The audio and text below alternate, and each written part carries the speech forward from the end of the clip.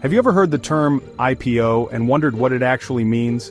Maybe you've seen news headlines about companies going public and massive stock surges. But what exactly is an IPO? And how does it work? It can seem pretty complicated from the outside, but trust me, it's not as intimidating as it sounds.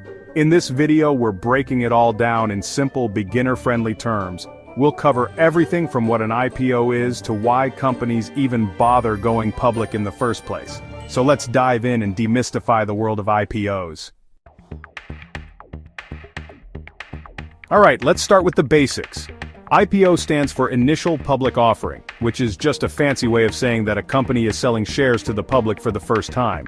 It's like a grand opening for a business in the stock market. Before an IPO, a company is privately owned. This means that only a select group of people, like founders, early investors, and maybe even some employees, own a piece of the company. Think of it like a close-knit group sharing a pie. But when a company decides to go public, it's essentially baking a much larger pie and selling slices to anyone who wants a piece. These slices are the company's stock, and they represent ownership in the business. So, when you buy a share of stock in a company after its IPO, you're officially becoming a part owner, even if it's just a teeny tiny fraction. Now, why would a company want to go public in the first place? Well, there are a few key reasons. Firstly, it's a way for them to raise a lot of capital. We're talking potentially millions, even billions of dollars. They can use this money to fuel their growth plans, invest in new projects, or even pay off existing debts. It's like getting a massive cash infusion to take their business to the next level. Going public also boosts a company's credibility and reputation. It's kind of like getting a stamp of approval from the stock market. When a company goes public, it's subject to more scrutiny and regulations, which can make it seem more trustworthy to investors and customers alike. This newfound credibility can open doors to new partnerships, attract top talent, and even give them a competitive edge in the market.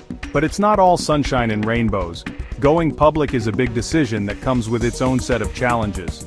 For one, it involves a lot more paperwork and regulatory hurdles.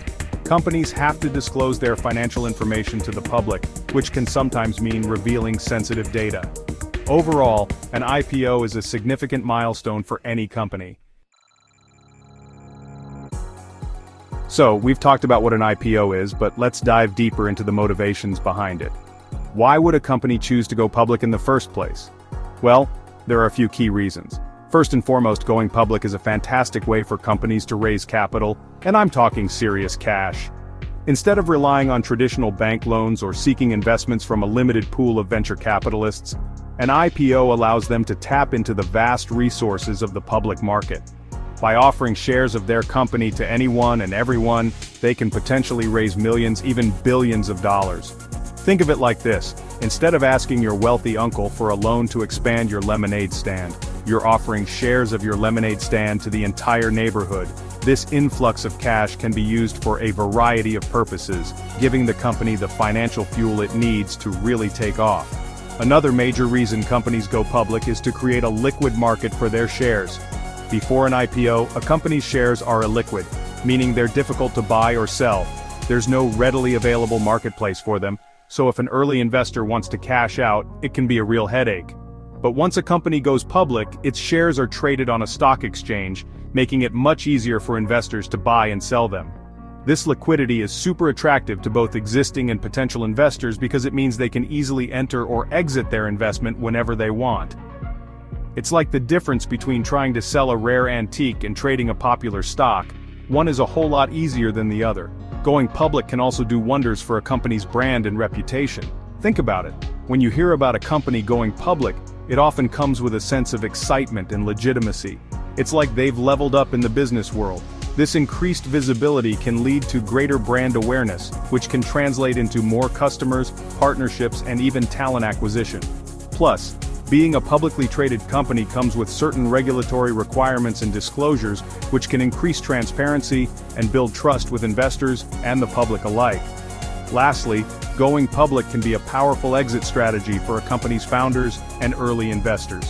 After pouring their heart and soul, and often a lot of money, into building the business, an IPO gives them the opportunity to finally cash in on their hard work. Essentially, an IPO can be a win-win situation for both the company and its investors. Alright, now that you know why companies go public, let's break down how the whole IPO process actually works. It's not as simple as just deciding to go public one day and then magically appearing on the stock market. There's a whole lot of preparation and paperwork involved. The first step is for the company to choose an investment bank or a group of banks to underwrite the IPO. Think of the underwriters as the company's financial advisors and cheerleaders throughout this whole process. They help determine the initial offering price of the stock, market the IPO to potential investors, and even buy any unsold shares. It's a crucial role, kind of like finding a real estate agent when you're selling your house. You want someone who knows the market and can get you the best deal. Once the underwriters are on board, the company files a registration statement with the Securities and Exchange Commission, or SEC. This document is like a company's autobiography, filled with all sorts of juicy details about their business operations, financials, and even potential risks. The SEC reviews this document with a fine-toothed comb to make sure the company is being transparent and playing by the rules. This review process can take a while, so while they wait, the company and its underwriters embark on a roadshow. Picture this: a whirlwind tour across major cities, meeting with potential investors like institutional investors and fund managers, pitching their company and drumming up excitement for the IPO.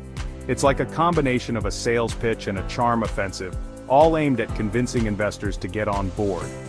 During this roadshow, they'll often determine the final IPO price through a process called book building. This involves gathering non-binding bids from institutional investors to gauge their interest and determine the optimal price for the stock. Finally, the big day arrives, the IPO date. The company's shares are listed on a stock exchange, and the public can officially start buying and selling them. This is when you often see those exciting headlines about companies going public and their stock prices soaring, or sometimes, unfortunately, plummeting. But it's important to remember that the IPO is just the beginning.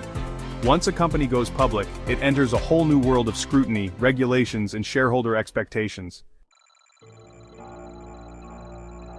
Now, the million-dollar question: should you invest in IPOs? Well, like most things in the stock market, there's no easy answer. IPOs can be incredibly exciting and potentially lucrative, but they also come with their own set of risks. Let's break it down. On the one hand, investing in an IPO can feel like getting in on the ground floor of the next big thing. You have the chance to buy shares in a company before they become widely available to the public, potentially riding the wave of their initial growth and seeing substantial returns.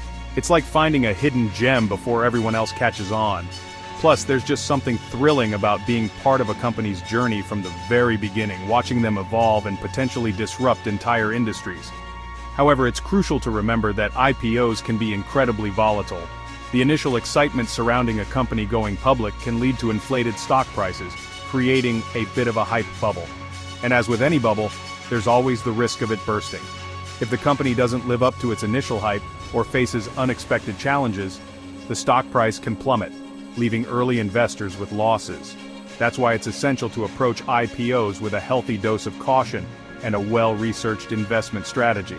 Another thing to consider is that IPOs often favor institutional investors, like hedge funds and mutual funds. These big players have the resources and connections to get in early and snag large chunks of shares at the IPO price. This can sometimes leave individual investors with fewer shares and a higher entry point, making it harder to see those impressive early returns. It's like trying to get tickets to a sold-out concert. The early birds usually get the best seats. So, should you steer clear of IPOs altogether? Not necessarily. If you're considering investing in an IPO, it's crucial to do your homework. Thoroughly research the company, their financials, their competitive landscape, and their long-term growth potential. Don't just get caught up in the hype. Look for companies with solid fundamentals, a proven track record, if available, and a clear vision for the future. So, there you have it. IPOs explained.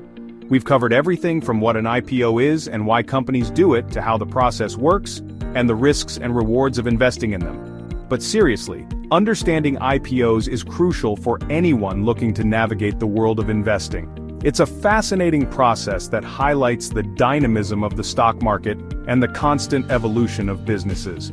Whether you're a seasoned investor or just starting out, I hope this video has given you a clearer picture of how companies go public and the factors to consider before diving into the exciting, yet potentially risky world of IPO investing. Now that you know what an IPO is, would you invest in one? Let me know in the comments. Please like and subscribe to our channel for more informative videos.